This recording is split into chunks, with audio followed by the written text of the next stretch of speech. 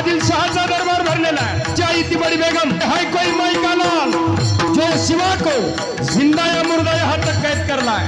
दरबार गपकार है मैं बाप चिडी चुप टाचनी पडेल आवाज येईल एवढी शांतता आणि चिडली बडी बेगम अरे चूड़िया पहन लो चूड़िया आणि तेवढ्यात एक आवाज उठला हम जाएंगे वो शिवा को जिंदा या मुर्दा कैद कर लाएंगे। अरे होता कौन तो अफजल खान रानवेड्या ताकदीचा धार रिपाळ देहाचा बलदंड शरीराचा 7.5 फुटाचा 64 बायकाचा धनी तो अफजल खान। अरे बलाढ्य ताकद होती अशी पहाड हातामध्ये यावी आणि कर कर कर कर वाकवावी अशा ताकदीचा अफजल खान आला माझ्या स्वराज्यावर धावून। अफजल खान तुळजापूरला आला आणि कृष्णाजी भास्कर आपल्या वकिलाला विचारतो अरे कौन सी देवी है आणि कृष्णाजी बोलला खासा ये शिवा की कुलस्वामिनी तुलजा भवानी देवता इसी की ताकत से वो लड़ता है। अब देखते हैं ये तुलजा भवानी को कौन बचाता है। आणि खानाने त्या तुळजा भवानीची मूर्ती देवळाच्या बाहेर काढली। माय बाप वडाराला बोलवलं अरे लळ लळ लळ त्या मूर्तीचं तेज डोळ्यात भरावं अशी मूर्तीवरती घणाचा घाव घातला आणि मूर्तीच्या ठिकऱ्या केल्या। माय बाप तुकडे केले जात्यामध्ये टाकली आणि दळली त्या मूर्तीची रांगोळी केली आणि मग मस्त होऊन बोलतो कसा और है कोई माइकला जो ये मिट्टी से फिर से भगवान को पैदा कर सके। राजांपर्यंत खबर आलेली आहे काळपायाची आग मस्तकाला गेली। आता खानाला सोडायचं नाही राजे झोपलेले आहेत पण निद्रिस्त अवस्थेमध्ये राजांना दृष्टांत झाला। आई भवानी स्वप्नामध्ये आलेली आहे राजे या महाराष्ट्रावरती 2 पायाचा बोकड चालून आला हा 32 दाताचा बोकड याचा बळी आम्हाला हवा राजा याचा बळी आम्हाला पाहिजे। राजे दचकून जागे झाले दरदरून अंगाला घाम आलेला अंग घामाने डबडबलेला। जिजाऊ बोलता राजा हा खान मोठा क्रूर कर्म कपटी गनिमी काव्याचा हाच तो खान ज्याने तुमचे वडील शहाजी राजांना कैद केले। हाच तो खान ज्याने तुमचे मोठे बंधू संभाजी राजे कट केला आणि जीव घेतला। त्यांचा बदला घ्या राजे खानाची गर्दन हाणा आणि त्याचा शिर आमच्या पायापर्यंत आणा। राजाने निरोप घेतला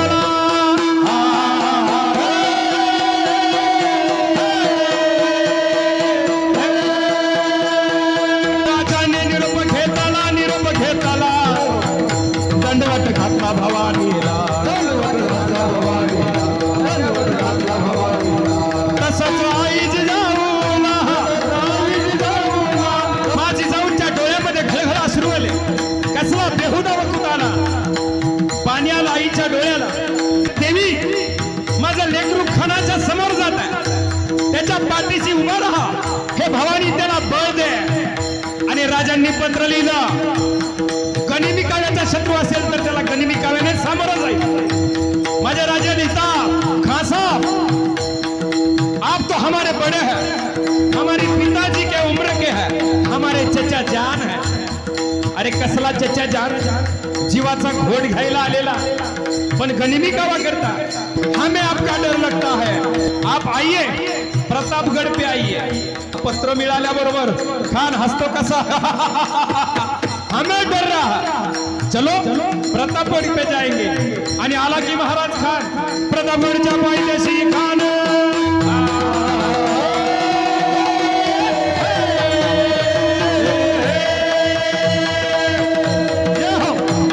प्रतापगढ़च्या पायथ्याशी खान आला बेगुमान नाही त्याला जाण शिवाजी राजांच्या करामतीची त्याची नाही जाणीव शक्ती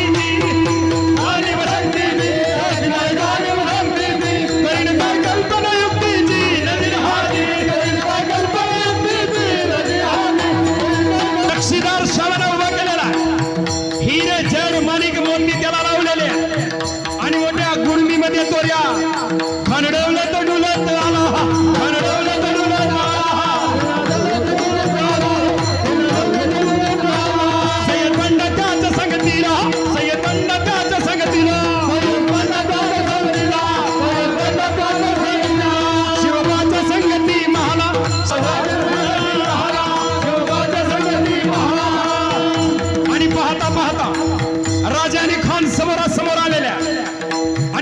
पाहून खान बोलतो कसा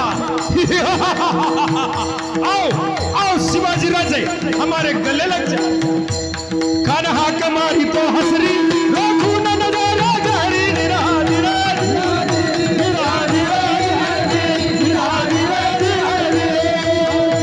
आणि पाहता पाहता राजांची आणि खानाची गळा भेट झालेली आहे आणि खानाने दगा केला की हो राजांची मान आपल्या डाव्या बगलामध्ये दाबली अरे खानाची मिठी म्हणजे बगर मिठी आहे करकटून मान दाबली राजांनी सोडवण्याचा प्रयत्न केला सुटत नाही राजाने तराटा दिलेला आहे आणि तेवढ्या खानाने कट्यार काढली आणि राजाने मध्ये सक्तीशी वार केला खानदा अभिमान मानला खानदा अभिमान मानला खानदा अभिमान मानला खानदा अभिमान मानला कटरीचा वार त्याने केलं कटरीचा वार त्याने केला कटरीचा वार त्याने केला कटरीचा वार त्याने केला तर आवाज झाला चिलखत होत अंगाला